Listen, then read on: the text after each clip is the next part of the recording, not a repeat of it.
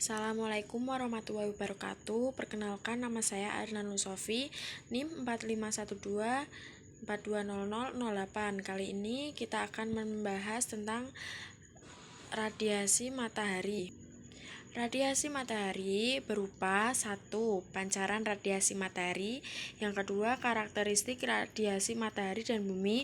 Yang ketiga, penerimaan radiasi matahari di permukaan bumi. Yang keempat, unsur radiasi matahari. Yang kelima, neraca energi pada permukaan bumi. Yang keenam, alat pengukur matahari. Yang pertama, 1. Pancaran radiasi matahari. Gelombang elektromagnetik yang dibangkitkan dari fusi nuklir dengan mengubah atom hidrogen sampai dengan helium. Setiap permukaan matahari yang bersuhu sekitar 6000 K adalah sebesar 73,5 juta watt per meter -2 atm. Lalu bisa dilihat itu, kemudian bisa dilihat juga ini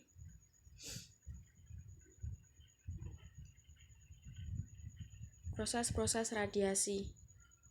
Kemudian ada karakteristik radiasi matahari dan bumi. Hukum Stefan Boltzmann.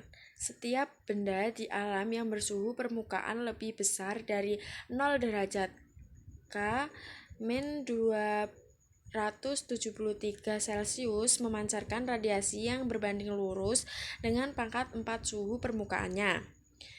Dengan rumus F sama dengan jumlah, bisa dilihat pada huruf F merupakan pancaran radiasi, W M-2. Jumlah emisivitas permukaan bernilai 1 untuk benda hitam, sedang untuk benda-benda alam berkisar antara 0,9 sampai 1,0. Kemudian tetapan Stefan Boltzmann yaitu 5,67 dikali 10⁻8 W M-2. TS sama dengan suhu permukaan, atau berdasarkan pada persamaan 1 tersebut, semakin tinggi suhu permukaan, semakin tinggi pula pancaran radiasinya.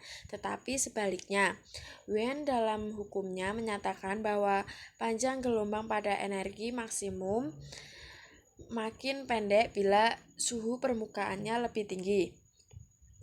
Bisa dilihat, mengingat suhu permukaan matahari sebesar 6000 K, maka radiasi matahari disebut sebagai radiasi gelombang pendek karena panjang gelombangnya sebesar 0,48. Sedang bumi yang bersuhu sekitar 300 K atau 27 Celcius, maka radiasi bumi atau benda-benda yang ada di bumi disebut sebagai radiasi gelombang panjang karena panjang gelombangnya sebesar 9,66. Kisaran panjang gelombang radiasi matahari adalah 0,3 sampai 4,0. Sedang kisaran panjang gelombang radiasi bumi adalah 4 sampai 120. Penerimaan radiasi matahari di permukaan bumi yaitu dibagi dua. Yang pertama, tempat dan waktu. Tempat yaitu letak lintang. Waktu pagi, siang, sore, dan malam.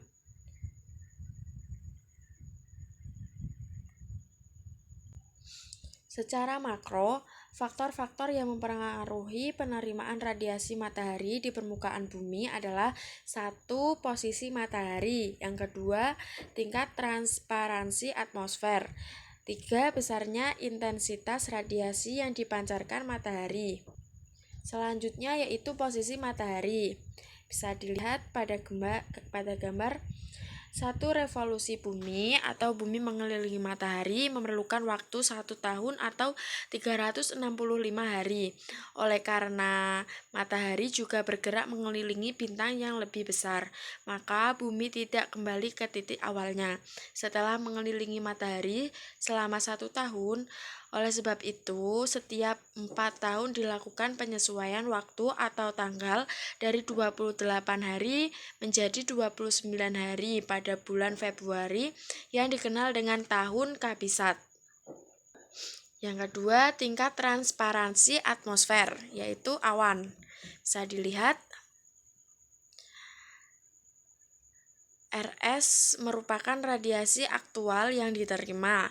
RSO besarnya radiasi teoritis yang mencapai permukaan bumi dengan tanpa adanya atmosfer.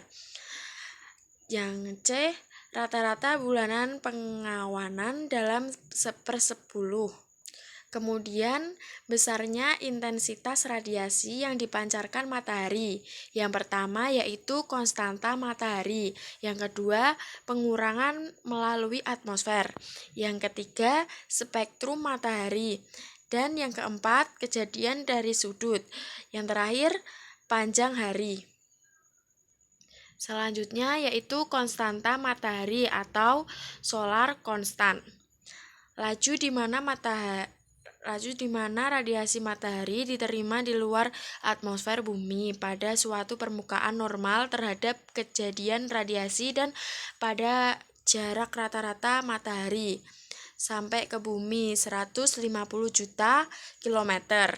Lamanya yaitu 1,94 Langley menit. Yang baru 2,0.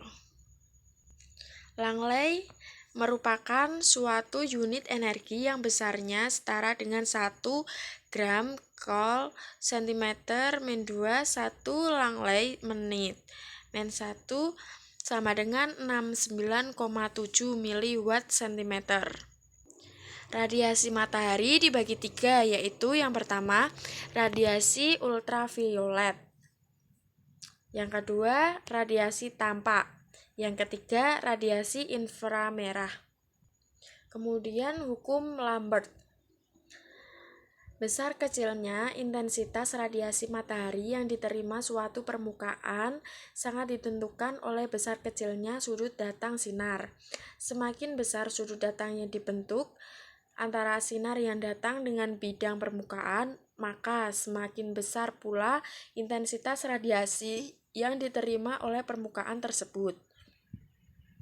Sudut datang sinar adalah sudut yang dibentuk antara sinar yang datang dengan bidang permukaan. Selanjutnya yaitu unsur-unsur radiasi matahari. Ada 3, yaitu yang pertama intensitas radiasi matahari, yang kedua perioditas radiasi matahari, dan yang terakhir kualitas radiasi matahari. Selanjutnya intensitas radiasi matahari, yaitu menggambarkan besarnya energi matahari yang diterima pada suatu luasan permukaan persatuan waktu, kalori, watt, atau joule. Kemudian sudut datang sinar. Bisa juga tanaman C3, C4, krasulase.